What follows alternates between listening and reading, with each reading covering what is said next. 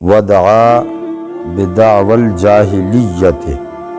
حضرت عبداللہ رضی اللہ تعالیٰ عنہ روایت کرتے ہیں کہ حضور اکرم صلی اللہ علیہ وسلم نے ارشاد فرمایا کہ رخساروں کو پیٹنے والا اور جو گریبان چاک کرے اور جو جاہلیت کی باتیں کرے وہ ہم میں سے نہیں ہے۔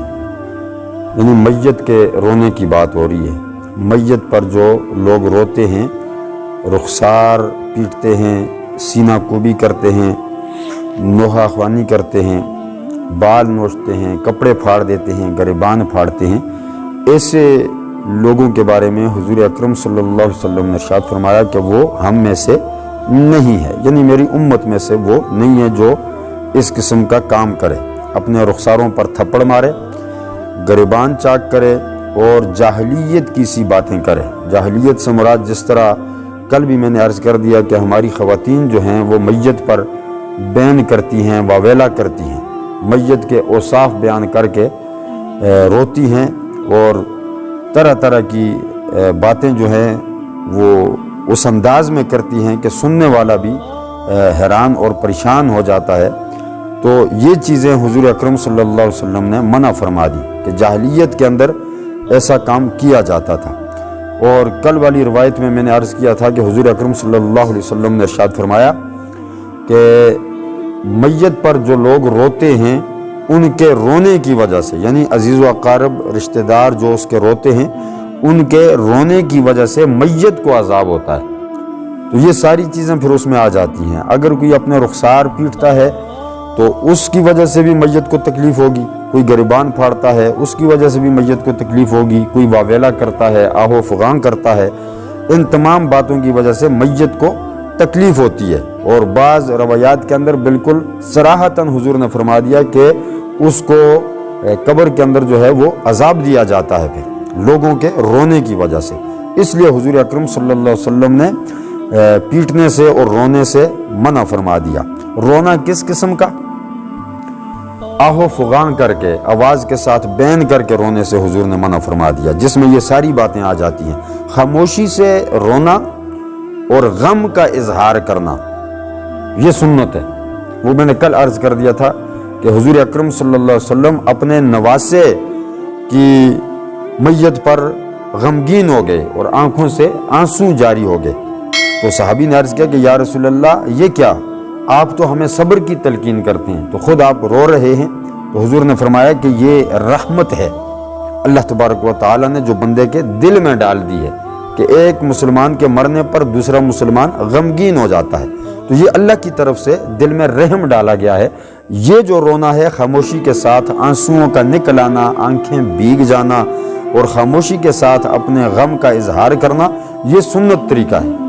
اس سے گناہ نہیں ہوگا، اس سے میت کو بھی تکلیف بھی نہیں ہوگی اور عذاب بھی نہیں ہوگا۔ اس طریقے سے ہم روئیں گے پیٹنے والے سے اور نوحہ کرنے سے اور آہو فغان کرنے سے، اس سے میت کو تکلیف ہوگی اور رونے والا خود بھی گناہ گار ہوگا۔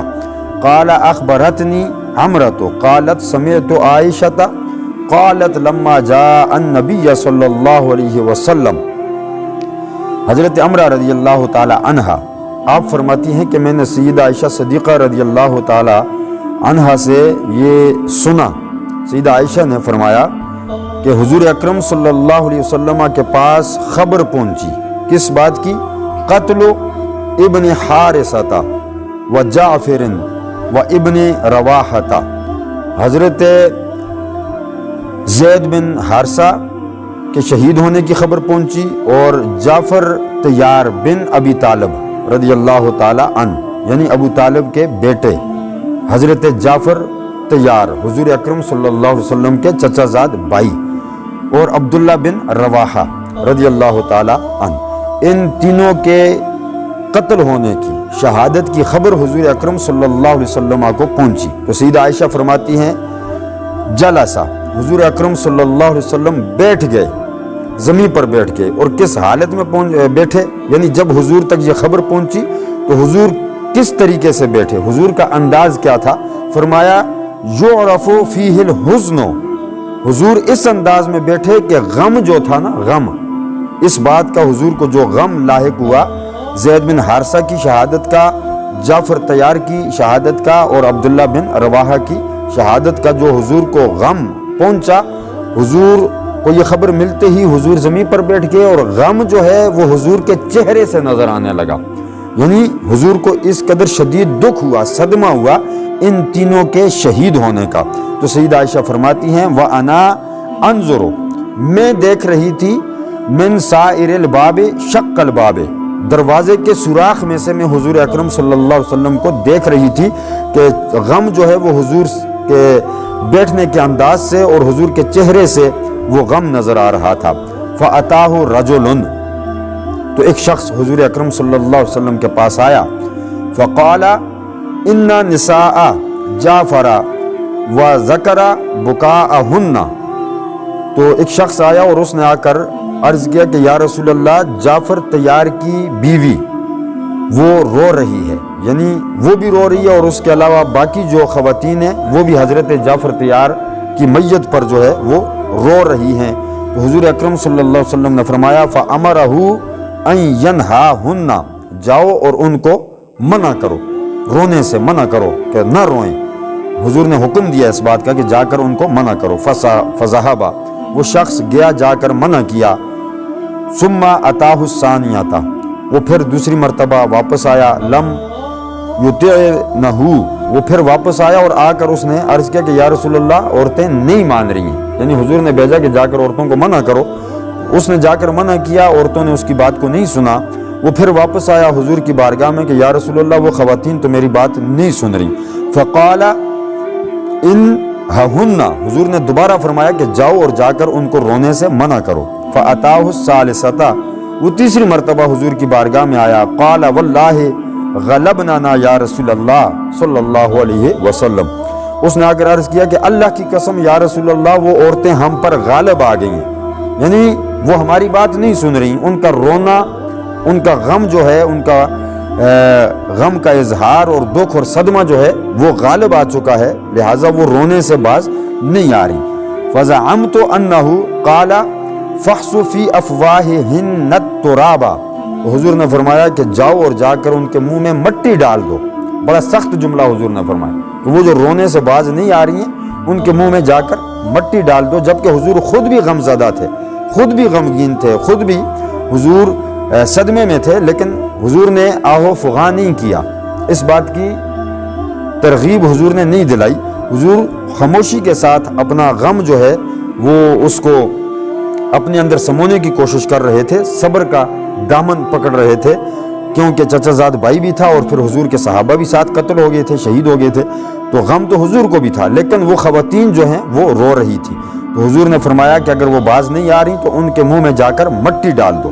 فقلت ارغم اللہ انفک، سیدہ عائشہ فرماتی ہیں کہ میں نے پھر آگے نکل کر کہا کہ اللہ تیری ناک خاک آلود کرے، اس شخص کو کہا جو حضور کو خبر دے رہا تھا، جو بار بار آ کر کہہ رہا تھا کہ وہ عورتیں باز نہیں آ رہی ہیں، وہ رو رہی ہیں۔ تو سیدہ عائشہ نے اس شخص سے کہا کہ اللہ تیری ناک خاک آلود کرے، لم تفعل ما امرک رسول اللہ صلی اللہ علیہ وسلم، جس بات کا حضور تجھے حکم دیتے ہیں تو وہ بھی نہیں کر سکتا، یعنی حضور تجھے کہتے ہیں کہ جا کر ان عورتوں کو منع کر تو ان کو منع بھی نہیں کر سکتا۔ پھر حضور فرما رہے ہیں کہ ان کے منہ میں جا کر مٹی ڈال، تو ظاہر ہے وہ ایسا بھی تو نہیں کر سکتا تھا۔ تو سیدہ عائشہ فرماتی ہیں میں باہر نکلی اور میں نے کہا کہ تیری ناک خاک آلود ہو، اللہ تیری ناک کو خاک آلود کرے۔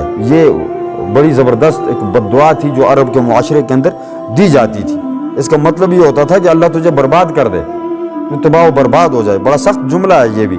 تو سیدہ عائشہ فرماتی ہیں کہ میں نے اس کو کہا کہ تیری ناک خاک آلود کرے اللہ، رسول اللہ جس بات کا تجھے حکم دیتے ہیں تو وہ بھی نہیں کر سکتا، یعنی عورتوں کو تو منع بھی نہیں کر سکتا۔ وَلَمْ تَتْرُكْ رسول اللہ صلی اللہ علیہ وسلم من العناء، اور تو حضور اکرم صلی اللہ علیہ وسلم کو پریشان بھی کیے جا رہا ہے، یعنی تو عورتوں کو بھی نہیں منع کر سکتا اور بار بار حضور کے پاس آ کر حضور کو پریشان بھی تو کر رہا ہے کہ وہ عورتیں باز نہیں آ رہی ہیں، لہٰذا تیری ناک خاک آلود ہو جائے، تو جو کام نہیں کر سکتا وہ بار بار حضور کو آ کر اس بات پر تو کیوں پریشان کرتا ہے؟ تو یہ سیدہ عائشہ صدیقہ رضی اللہ تعالیٰ عنہا نے وہاں پر یہ جملے ارشاد فرمائے۔